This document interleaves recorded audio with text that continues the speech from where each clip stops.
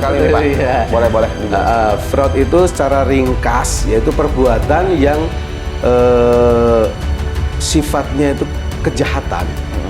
Kejahatan yang mengambil keuntungan untuk diri sendiri dan atau kelompoknya dan atau untuk orang lain.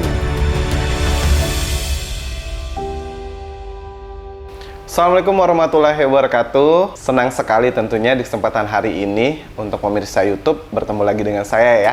Ada Febri tentunya di podcast kita hari ini tentang Ganyang Fraud bulan Mei. Tentunya dengan tema yang luar biasa yaitu Fresh Air tentang strategi pengamalan budaya akhlak sebagai insan pegadaian dan juga sebagai individu di luar pekerjaan dan strategi pencegahan terjadinya fraud.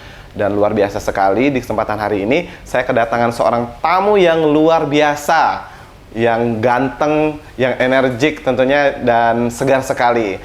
Yang kami undang di kesempatan hari ini ada Bapak Sujud Sri Handoyo, Pak. Ya. Luar biasa. Bagaimana kabarnya, Pak? Alhamdulillah sehat. Sehat. Kayaknya kalau Pak Sujud ini ya setiap hari itu selalu tampil segar, selalu tampil dengan senyuman ya, Pak. Resepnya apa nih, Pak? Biar tetap tersenyum terus nih di setiap hari. Ya, jadi memang betul Mas. Assalamualaikum teman-teman. Jadi yang jelas kita jalani hidup ini apa adanya aja. Iya. Ikhlas.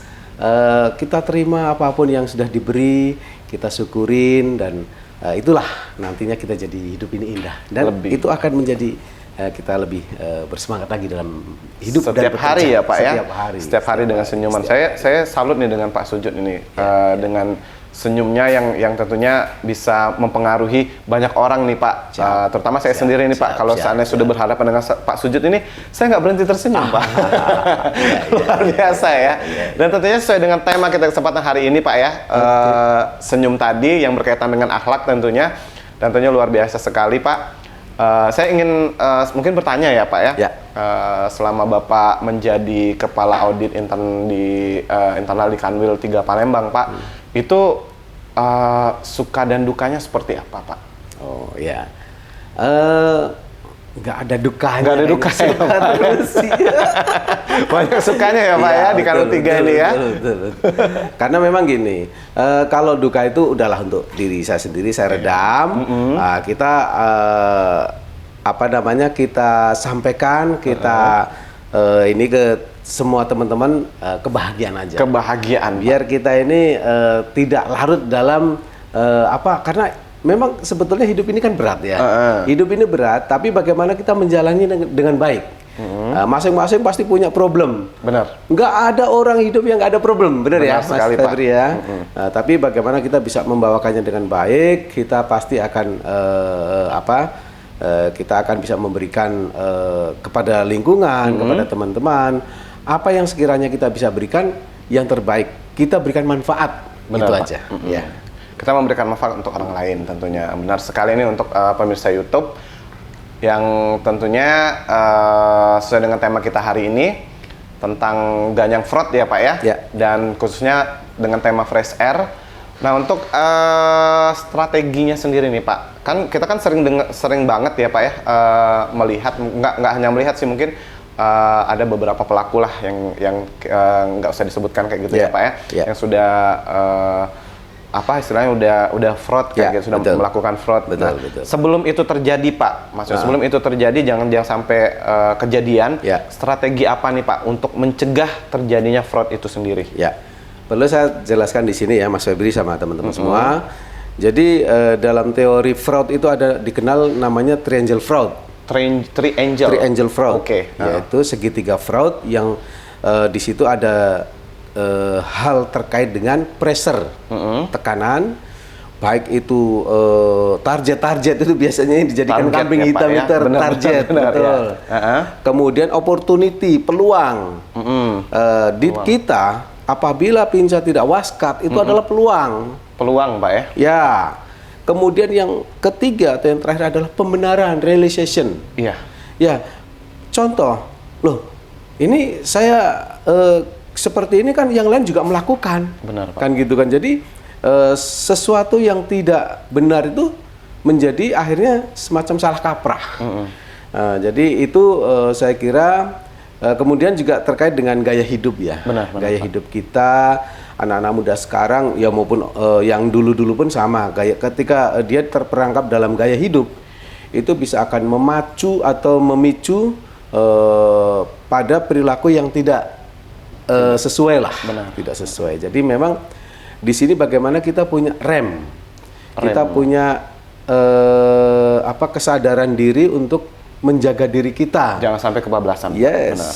Karena di belakang kita yang kita harus sadari, kita sebagai seorang pekerja, di belakang kita itu ada namanya keluarga. Iya, benar. Kita membawa gerbong, di belakang kita itu ada keluarga kita, ada pasangan kita, ada anak kita yang harus kita berikan nafkah. Benar. Nah, ketika dia udah tersandung seperti itu, nantinya dia akan ya sudah selesai.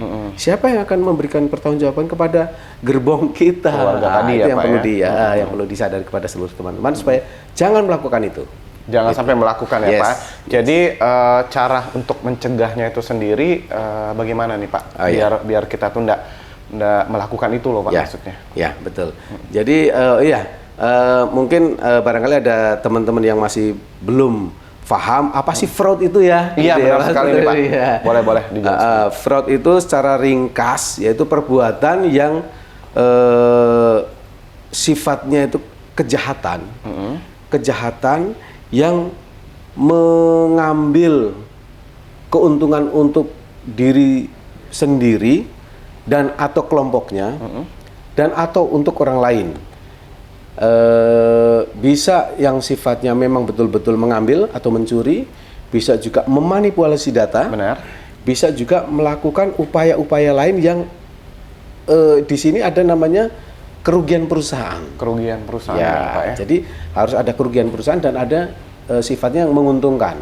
Itu namanya kejahatan yang fraud. Nah, fraud itu dia biasanya itu agak sulit diungkap, agak sulit. Jadi pelaku itu mencoba untuk membentengi diri, membuat barikade sehingga baik pimpinan atau atasan atau auditor itu sulit dalam mendetek atau melakukan analisa seperti apa yang terjadi di situ itu apakah betul-betul fraud atau bukan. Jadi memang ya seperti itu memang. Jadi cara mencegahnya saya kira gini, kita ketika melakukan kegiatan itu pasti kan ada hati nurani, betul ya. Mas Febri, jadi ketika kita melakukan sesuatu yang tidak baik, pasti hati nurani kita itu menolak. Benar, Pak. Nah, ketika terjadi penolakan di dalam hati kita, sebaiknya ya jangan dilakukan. Stop ya, Pak, ya. Stop. Jangan kemudian mengambil kesempatan manakala bisa dilakukan, ada peluang dan sebagainya, kemudian diambil. Jangan, karena ketika itu dilakukan nanti akan sudah akan berlanjut. Karena perilaku seperti itu ibaratnya seperti meminum air laut. Iya. Semakin banyak diminum, semakin haus. Benar. Ya. Makanya perilaku fraud itu awalnya hanya mungkin sekitar sekian, nanti lama-lama sekian besarnya tanpa disadari. Tanpa disadari ya, Pak. Ya. Jadi cara mencegahnya menurut saya itu tadi. Tanyakan hati nurani kita sendiri dan kita harus banyak-banyak belajar terkait dengan religi kita, agama kita supaya kita bisa membentengi diri kita. Dan itu tentunya berkaitan dengan akhlak ya, Pak. Yes, ya, benar. tentunya itu. Kenapa itu menjadi dasar dari insan pegadaian atau karyawan itu sendiri ya, Pak ya. Betul. Karena dengan adanya akhlak itu bisa membentengi tentunya, Pak ya. Soalnya kata itu Bapak bilang hati nurani ya, Pak ya. Betul, untuk hati nurani untuk rekan-rekan jangan sampai ya, untuk semua yang nonton di sini jangan sampai melakukan yang namanya fraud itu.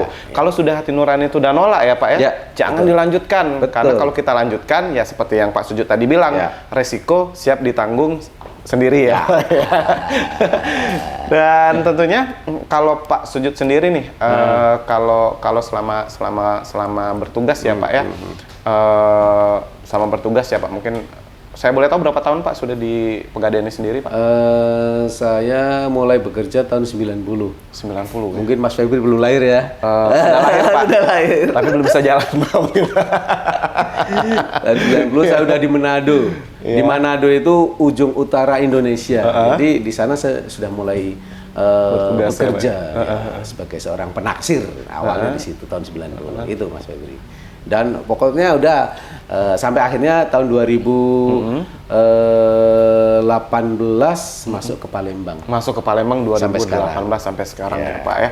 Dan tentunya banyak yang seperti tadi Bapak bilang ya, tidak ada dukanya tapi lebih banyak sukanya karena orang Palembang itu ramah-ramah Pak. Betul. Iya, orang Palembang itu selain ramah suka ngasih makanan juga. Itu dia. Oke. Sekali lagi mungkin untuk next pertanyaan ya Pak ya. Jadi untuk Bapak sendiri yang sudah lama banget nih ya, lama banget berada di istilahnya di dunia auditor ya Pak. Kalau boleh saya tahu 2018 berarti Bapak sudah menjadi audit sendiri atau sebelumnya Pak? Jadi kepala audit ya Mas? Iya, kepala audit itu sejak sebelum di Palembang itu saya menjabat tahun 2017 di Jakarta 1. Jakarta 1. Jadi selama 1 tahun 2 bulan di Jakarta 1, kemudian mutasi ke sini sampai sekarang.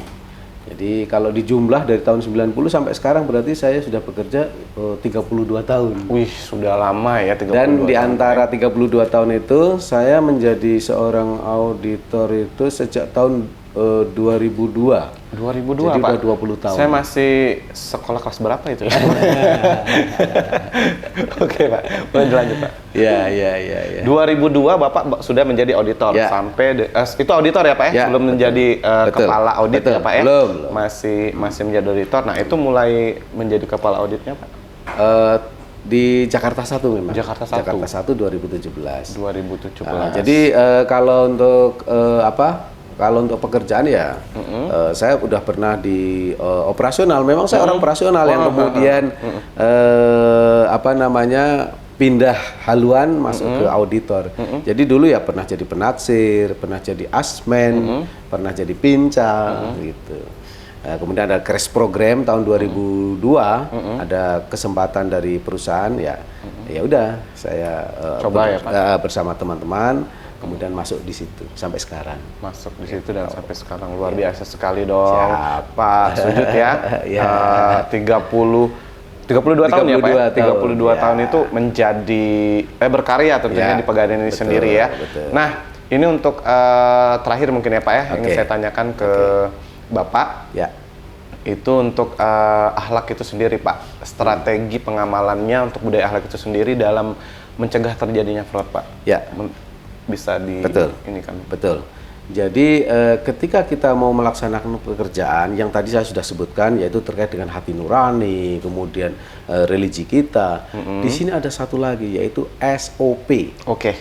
Standard Operation. Benar. Jadi dimanapun kita berada ada namanya SOP. SOP dalam berhubungan dengan teman, SOP ya yang tapi dalam hal ini adalah SOP terkait dengan perusahaan ya Pak. Jadi ya, standar. Semua perusahaan itu pasti punya SOP dan di Pegadaian SOP-nya itu jelas. Manakala dia bekerja di cabang atau di UPC, di situ ada namanya SOP untuk kantor cabang, kemudian untuk unit pelayanan dan sebagainya. Termasuk juga untuk seorang auditor juga ada SOP untuk auditornya. Gitu. Jadi ketika melaksanakan pekerjaan taati SOP. Ketika terjadi penyimpangan-penyimpangan itu jangan dilanjutkan, stop. Kemudian kalau sudah terlanjur ya, katakanlah sudah terlanjur, sudah terlanjur ini, stop dulu. Kemudian sebaiknya segera selesaikan. Apabila sudah terlanjur, stop dan segera selesaikan. Apabila tidak segera selesaikan, nanti katakanlah keburu terdetek oleh pihak yang terkait termasuk auditor, termasuk atasan, ya sudah selesai.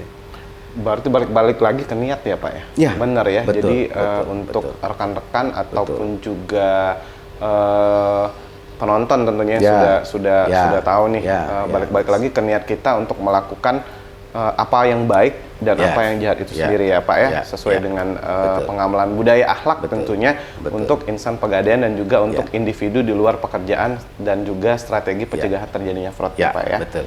Nah mungkin untuk closing statement nih Pak, untuk Bapak sendiri nih terhadap pencegahan terjadinya fraud di lingkungan pekerjaan ya Pak, tidak hanya di pegadaian mungkin Pak, di luar dari pegadaian pun mungkin bisa apa nih Pak untuk ininya Pak? Jadi ini sangat penting ya teman-teman, bagaimana kita ini bisa, saya tadi sudah sampaikan, bagaimana kita bisa menjaga diri kita, menjaga keluarga kita, sampai kemudian kita bisa menjaga semua. Benar Pak. Ya, makanya ada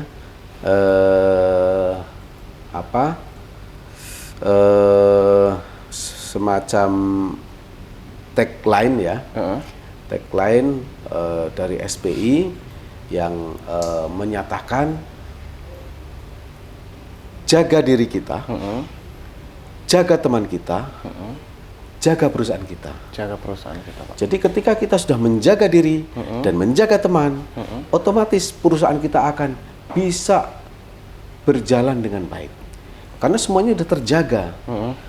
Otomatis di situ aset perusahaan kita bisa optimalkan, pelayanan bisa kita berikan yang terbaik, dan no fraud. No fraud Pak. Kita cegah fraud otomatis di situ. Gitu Mas Febri. Tidak hanya ada di pegadaian ya Pak ya, tapi bisa juga di luar dari ini tadi. Dan fraud itu sebenarnya tidak hanya sifatnya pekerjaan ya Pak ya, bisa jadi di luar nih mungkin terhadap keluarga juga kita bisa fraud ya Pak ya. Mungkin terhadap teman sendiri pun kita bisa fraud, misalnya ada yang ngutang tapi nggak balikin ya. Itu mah ngeri Pak kalau udah kita bahas temen ngutang tapi nggak bayar ya. Cuma sini Mas Febri, kalau fraud itu biasanya diterapkan terhadap suatu lembaga. Bener Pak. Oke, boleh. Berarti fraud itu hanya di lembaga ya Pak? Baik perusahaan maupun di dinas, inspektor dinas di Pemda, Pemkot maupun di BUMN, perusahaan pada umumnya. Iya sih, karena selama ini saya nangkepnya Pak, yang namanya fraud itu kan sama dengan kecurangan ya Pak. Ya, betul. Saya pikir curang itu sifatnya global. Jadi bisa semua nih. Ternyata kalau untuk fraud itu sendiri hanya untuk perusahaan ya Pak ya, lembaga, instansi ya, lebih lembaga atau ke instansi. Kalau untuk di luar itu berarti bukan fraud. Bukan. Kecurangan ya Pak. Oke. Luar biasa tamu kita di kesempatan hari ini Pak Sujud. Terima kasih sudah bisa hadir di sini tentunya di podcast kita tentang ganyang fraud bulan Mei dengan tema Fresh Air ya Pak ya. Semoga Bapak tetap sehat selalu dan nanti bisa hadir lagi di podcast kita yang selanjutnya. Jangan kapok ya Pak ya. Siap. Tetap semangat Pak tentunya. Semangat. Dan saya akhir saja untuk podcast kita kesempatan hari ini. Febri yang bertugas pamit undur diri. Assalamualaikum warahmatullahi wabarakatuh. Dan Pak Sujud, kita sama-sama boleh ucapkan ganyang fraud ya Pak ya? Boleh Pak? Oke. Ganyang fraud. Terima kasih luar biasa. Terima kasih.